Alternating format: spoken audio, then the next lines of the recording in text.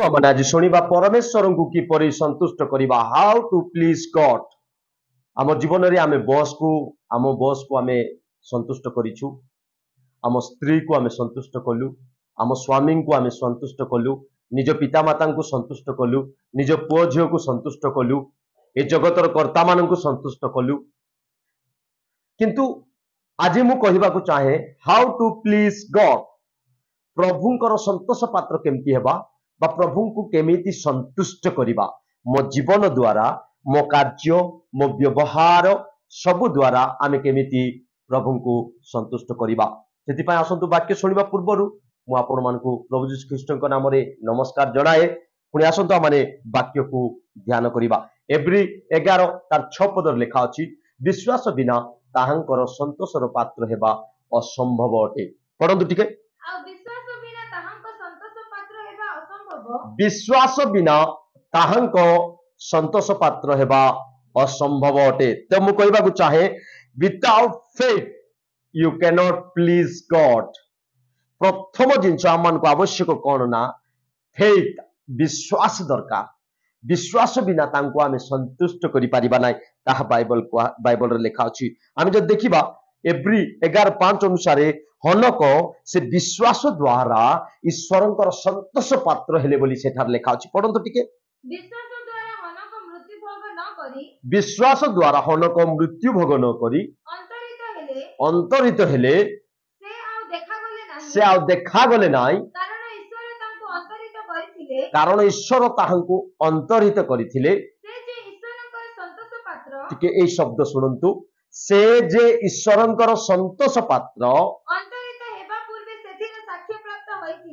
अंतरित हेबा पूर्वरु सेथिर से साक्ष्य प्राप्त होइथिले। जे कोन बोली से साक्ष्य प्राप्त होइथिले, he is the man to please God. से प्रकार एक व्यक्ति हनक थिले केवल केवल परमेश्वर को से संतुष्ट करुथिल बोली एही साक्ष्य प्राप्त होइथिले। के एही साक्ष्य कहिथिले? एही साक्ष्य जो लोक माने तांको देखिथिले, हनकंकर समयर लोक माने से माने साक्ष्य कहिसंती कोन बोली ना, he is the man to please God. से केवल परमेश्वर को संतुष्ट करिवार एक व्यक्ति अटंती, जे होचंती हनक। हनक केवल से प्रभु को संतुष्ट करुथिले बोली से साक्ष्य प्राप्त होइथिले। आज्ञा तेबे आपनक जीवन रे होम टू प्लीज गॉड, काहाकू संतुष्ट करिबा? होम टू प्लीज गॉड और वर्ल्ड, परमेश्वर को ना पृथ्वी को? आज आपण चिंता करंतु ए जगत को, जगतर धन को, जगतर मोहमाया को प्लीज गॉड, प्रभु को संतुष्ट करंतु, प्रभु का संतोष पात्र भी हुंतु। हनक से बळी करिथिले। आ हनक से बळी कले। आदि पुस्तक 5:24 पद लिखा अछि, हनक 300 वर्ष परमेश्वर सहित गमनागमन कले आ से अंतरहित हेले बोली लिखा अछि। तेबे मु कहबाकू चाहे जिहुदा 1 अध्याय तार 14-15 पद पढिबा। जिहुदा एई हनकंकर विषय रे हनक गोटे कथा सेठारे कहि अछंती। आ से भविष्यवाणी को जिहुदा कोर्ट रे आनिकी, कोटेशन आनिकी से कोन करछंती, जिहुदांकर पुस्तक से लिखुछंती और से आमान को ज्ञात करूछंती जे हनक कोन भविष्यवाणी कहिथिले। पढंतु टिके। आदमंक ठारू सप्तम पुरुष जे हनक, से मध्य सेमानंक विषय रे भाववाणी प्रचार करी कहिथिले, देखो प्रभु समस्तंकर विचार करिबा निमंते अधार्मिक लोक समस्ते निज निज अधार्मिकता रे जे सब अधर्म कर्म करि अछंती, अधार्मिक पापी माने ताहांक विरुद्ध रे जो सब कटु कथा कहि अछंती, से समस्त विषय रे सेमानंकु दोषी करी दंड देबा निमंते यीशुंकर द्वितीय आगमन विषय रे हनक कहउछंती, आपण ओइतो ओइतो साधु मानक सहित यीशु आगमन करिवे करू अछंती बोलछि कहिबे। तो देखंतु हनक केवल परमेश्वर को संतुष्ट कले आ से प्रकार भविष्यवाणी मध्ये कहछंती जहा आदि पुस्तक लिखा जाय नै, किंतु जिहुदा ताकू आनी कि से कट को आनी कि से सेठारे लिखुछंती। हनकंकर जीवन विषय रे से गुटे भविष्यवाणी को आनी सेठारे लिखुछंती।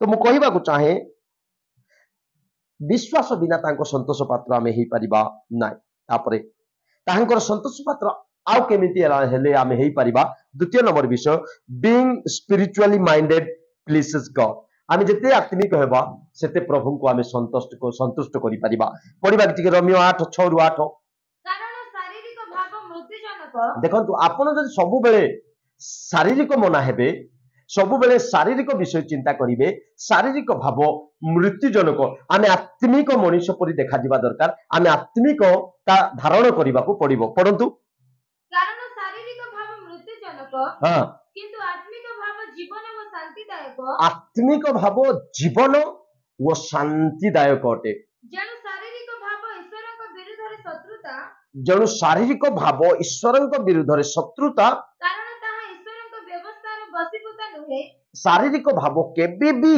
एही ईश्वरंकर वाक्यर बसीभूत नुहे पुणी बसीभूत हेबा असंभव आउ ए शारीरिक भाव केबे भी ईश्वरंकर बसीभूत हेबो नाइ ताहा असंभव जो माने शरीरर बसरे अछंती जो माने शरीरर बसरे अछंती से माने ईश्वरकर संतोष पात्र होई से माने ईश्वरंकर संतोष पात्र हेई पारंती नाही पारंती नाइ शरीर थिबा लोक माने शारीरिक मना लोक ईश्वरंकर संतोष पात्र हेई पारिबे नाइ तार अर्थ आत्मिक मना लोक माने ईश्वरंकर संतोष पात्र हेबे सेति पय मु कहूची बीइंग स्पिरिचुअली माइंडेड जदि आमे जदि आत्मिक मना हेई जिबा ताहाले आमे ईश्वरंकर संतोष पात्र हेई जिबा प्रेरित 2 अध्याय तार 38 पद लेखा अछि तेणु पितर तेणु पितर सेमानंकु कहिले कहिले आपण माने मन परिवर्तन आपण माने मन परिवर्तन करंतु करंतु आ निज निज पाप क्षमा निमंते प्रत्येक जन हां यीशु ख्रीष्टक नामरे हां बाप्तिजित हेयंतु यीशु ख्रीष्टक नामरे बाप्तिजित हेयंतु ताहा हेले आपण माने पवित्र आत्माकर दान प्राप्त हेबे ताहाले आपण माने पवित्र आत्मांकर दान प्राप्त हेबे तापरे आपण माने केवल प्रभुंकर संतोष पात्र हेबो वी नीड टू रिपेंट आमे मन परिवर्तन करिबा पड़िबो बाप्तिस्म नेबा पड़िबो आमे आत्मिक मन हेबा पड़िबो आज्ञा मन को जीवन रे तेबे जाई आमे प्रभुंकर संतोष पात्र हेई परिबा तृतीय नंबर विषय मु आपण मान को सम्मुख रखिबा पाई चाहूची the fear of the Lord pleases God परमेश्वरन को विषय को भय प्रभु को संतोष करि थाए पढंतु टिके गीत संहिता 140 तार 11 पद लेखा अछि हाँ सदा प्रभु आपना भयकारी मानंक ठारे ताहांक दयारे भरोसाकारी लोक मानंक ठारे से तुष्ट हुअंती संतुष्ट हुअंती आज्ञा तेबे प्रभु को भय करिवा लोक मानंक ठारे से संतुष्ट हुअंती the fear of the Lord pleases God ताहांक ठारे भयकारी मानंक ताहांक ठारे जो माने भय करंती से मानंक ठारे से संतुष्ट रखंती संतुष्टर भाव रखंती तेबे मु कहिबा को चाहे प्रभु को भय करंतु ताको भय करिवा द्वारा आमे ताको संतुष्ट करि पारुछु चतुर्थ नंबर विषय मु कहिबा पई चाहूची ओबे गॉड प्लीजेस हिम जेतेबे आमे ताको वाक्य मानिबा ताहा प्रभु को दृष्टि रे तुष्टिजनक विषय ताको संतुष्ट आमे करूछु आज्ञा प्रभुंकर वाक्य मानिबा ही ताको संतुष्ट करिबा पढंतु टिके प्रथम सामुएल 15 तार 22 पद तहिरे सामुएल कहिले हां जेपरि सदा प्रभु को रब सुनिबारे सेही परि कि हम बलिदान रे सदा प्रभु को संतोष हुए देखो सुनिबा बलिदान ठारू मनोयोगी बोल लेखा अछि किंतु ओबेइंग मेषमेध ठारू मध्ये उत्तम आज्ञा बहुत मेषमेध ठारू बलिदान ठारू मध्ये उत्तम हैं obedience is better than sacrifice बोल लेखा आज्ञा बहुत बलिदान ठारू मध्ये श्रेष्ठ बोली लेखा अछि तेबे एठी आमे देखुछु आज्ञा बहुत तेबे पंचम नंबर विषय आमे देखिबा doing God's will pleases God प्रभु को इच्छा साधन करिबा ही ताको आमे संतुष्ट करिबा एवरी 13 तार 21 पद लेखा अछि जदि आमे प्रभु को इच्छा को जदि आम जीवन रे साधन करि पारछु ताहा ही प्रभु को संतुष्ट करि पारिबो आपण जदि प्रभु को इच्छा साधन करनांती ताहा परमेश्वर को संतुष्ट करि पारिबो नै परंतु ताहांक दृष्टि रे जहा जहा संतोष जनक ताहा से आंब मानक अंतर रे यीशु ख्रीष्टन को द्वारा ସାଧନ କରିବାକୁ संपन्न करी ताहांको इच्छा साधन करिबाकू ତୁମ୍ଭମାନଙ୍କୁ ପ୍ରତ୍ୟେକ ସତ୍କର୍ମରେ ସିଦ୍ଧ କରନ୍ତୁ। तुम मानंकु प्रत्येकंकु सत्कर्म रे सिद्ध करंतु। ଯୁଗେ ଯୁଗେ ଗୌରବ ତାହାଙ୍କର। जुगे जुगे गौरव ताहांकर।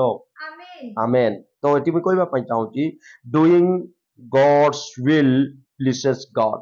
प्रभुंकर इच्छा साधन करिबा द्वारा जीशुंकर इच्छा जो इच्छा सब आमान हृदय जीशु ख्रीष्टଙ୍କ द्वारा देले ईश्वरଙ୍କର इच्छा ता साधन करिबा द्वारा प्रभु संतुष्ट हुअंती।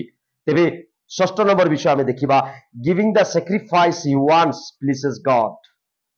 आमे एवरी 13 अध्याय 15-16 पदटी पढ़िबा। ଏଣୁ एणु ଆସ आस ତାହାଙ୍କ ଦ୍ୱାରା ଆମ୍ଭେମାନେ ଈଶ୍ୱରଙ୍କ ଉଦ୍ଦେଶ୍ୟରେ ପ୍ରଶଂସା ରୂପ ବଳି प्रशंसा रूप बलि ଅର୍ଥାତ୍ हाँ ତାହାଙ୍କ ନାମ ସ୍ୱୀକାରକାରୀ ଅସାଧାରଣ ଫଳ ନିତ୍ୟ ଉତ୍ସର୍ଗ କରୁ। ताहांको नाम स्वीकारकारी अष्टाधरर फल नित्य उत्सर्ग करू। ପରସ୍ପର ଓ ଦାନ କରିବାକୁ हम्म ପାସର ନାହିଁ, पासर नाई କାରଣ ଏହିପରି ବଳିରେ ଈଶ୍ୱରଙ୍କର ପରମ ସନ୍ତୋଷ। परोपकार ओ दान करिबा पई पासर नाई कारण एई परि बलि ईश्वरଙ୍କ उद्देश्य रे कोन परम संतोष अटे। ए प्रकार बलिदान परोपकार दान देवार एई सब बलिदान करिबा द्वारा प्रभु कोन करंती संतोष हेती। Giving the sacrifice he wants जो बलिदान से चाहती ताहा परमेश्वर को देवा द्वारा परमेश्वर आम जीवन में संतुष्ट हो जाती। तेरे ये 5टा विषय आम देखिलु, ये 6टा विषय आम देखिलु। 6टा विषय को आपण माने जीवन में लगांतु, आप प्रभुंकर संतोषर पात्र ही जातु। प्रभु आपन को आशीर्वाद करेंगे। ए वाक्य द्वारा प्रत्येक को आशीर्वाद करंतु।